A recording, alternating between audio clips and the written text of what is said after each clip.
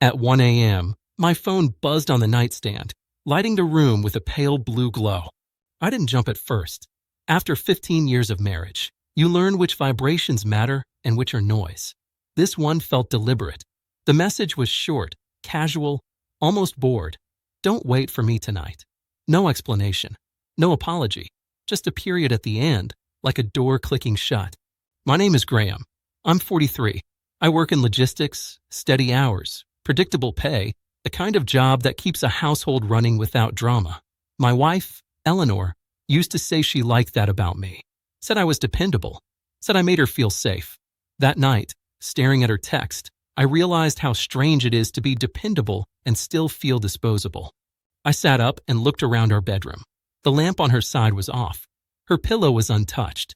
The house was quiet except for the hum of the fridge downstairs. This wasn't the first late night. Over the past year, Eleanor had started staying out more, work dinners, catching up, needing space. I didn't interrogate. I cooked, cleaned, paid the bills, kept my questions gentle. I told myself marriage wasn't about keeping score. But something about that message felt different. Not urgent. Not loving. Final, in a small way. I didn't reply right away. I went to the kitchen, poured a glass of water, and stood there barefoot on the cold tile, letting the quiet settle. I thought about the last time she laughed at something I said. I couldn't remember when. At 1:07 a.m., I did something I hadn't done in years. I opened our shared photo folder. Not to spy, to remind myself. Vacations, birthdays, smiles that reached her eyes. Then I scrolled to the most recent image on my phone. It was from earlier that evening, taken absent-mindedly while I waited for the kettle to boil. The photo showed the dining table set for two, plates warm, food untouched, a single chair pulled out on her side, empty. The clock on the oven read 12:58. I hadn't planned it as evidence. It was just truth, framed without effort. I sent the photo and typed 3 words. No cheating here. I didn't add a question mark. I didn't add an accusation. I didn't add a heart or a threat. I put the phone down and went back to the bedroom, feeling oddly steady, like I'd finally placed something heavy where it belonged. She replied 20 minutes later. What's that supposed to mean? The defensiveness came fast, like she'd been waiting for it. I didn't engage. I turned the phone face down. For the first time in a long while, I slept. In the morning, Eleanor came home smelling like someone else's cologne and city air. She moved quietly, like a guest who'd overstayed. I was already up, dressed, coffee made. She hovered in the doorway, arms crossed, scanning my face for anger. She didn't find it.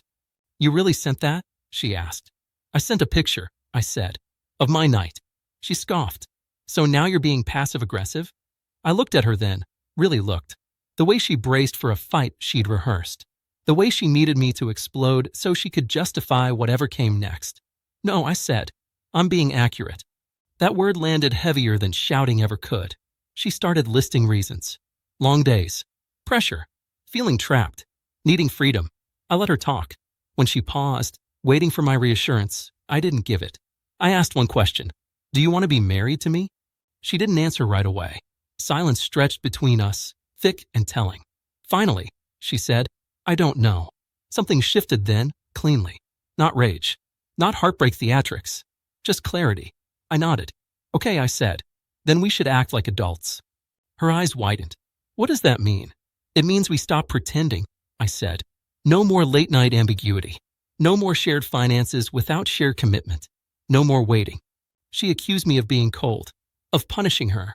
I didn't correct her. I went to my office, opened my laptop, and began making changes. Subscriptions under my name logged out elsewhere. A separate account for my paycheck.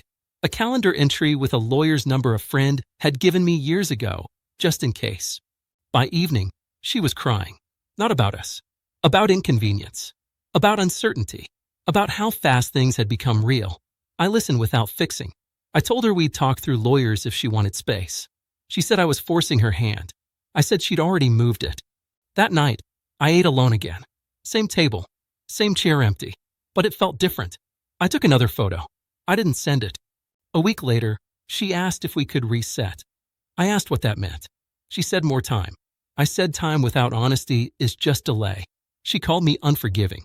I told her forgiveness requires something to forgive. People think boundaries are loud. They imagine ultimatums and slammed doors. Mine was a picture and 3 words. No cheating here. Not because I was accusing her, but because I was finally telling the truth about myself. I wasn't betraying anyone. I was choosing not to betray me. I didn't wait for her again. I stopped waiting for clarity from someone who benefited from my patience. Whatever she was doing at 1 a.m. wasn't the point. The point was that I'd been alone long before that message arrived. And sending that photo was the first time I admitted it. Weeks later, the house echoed differently, not with loss, but with honesty. Friends asked what happened. I said nothing dramatic.